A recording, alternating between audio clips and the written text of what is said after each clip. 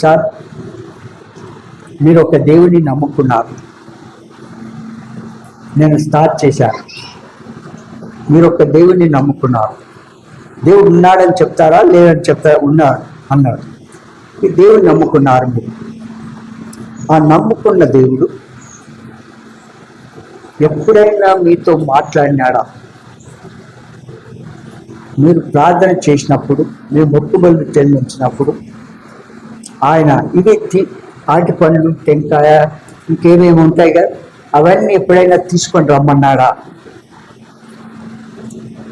ఆ దేవుడు మీ హృదయంలో అనేటువంటి అక్కలన్నీ తీర్చినట్టుగా మీకు ఎప్పుడైనా ఆన్సర్ దొరికిందా అని కొన్ని విషయాలు అడుగుతూ వచ్చినాడు. ఆ దేవుడు ఎప్పుడు మాట్లాడలేదు, ఆయన ఎప్పుడు మాట్లాడలేదు, ఎప్పుడు వీటన్నిటిని తీసుకొని రాలేదు అని ఆ దినము యేసు నిజమైన దేవుడు, పాపుల రక్షకుడు, సర్వలోక సృష్టికర్త, సర్వ సృష్టికి ముందుగా ఉన్న దేవుడు, ఆయన మనతో మాట్లాడే దేవుడు, మన పాపములు క్షమించే దేవుడు, మన సమస్యలు పరిష్కారం చేసే దేవుడు, మన అక్కలు తీర్చే దేవుడు, మన రోగములు బాగు చేసే దేవుడు యేసు దేవుడు. ఆయన మనతో మాట్లాడే దేవుడు. మాట్లాడే దేవుడు నిజమైన వాడా? మాట్లాడని వాడు నిజమైన వాడా? చెప్పండి.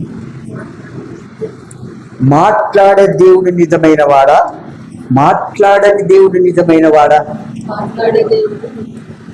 అర్థమైందిగా? అయితే కంప్లీట్గా సువార్త ప్రకటించాలి.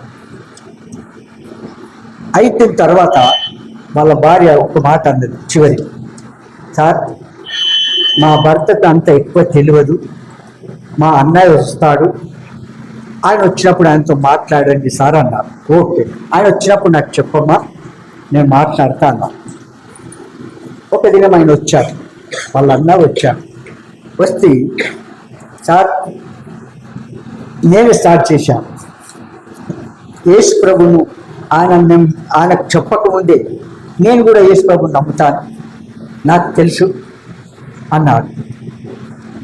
యేసు ప్రభువు సువార్త ప్రకటించిన తర్వాత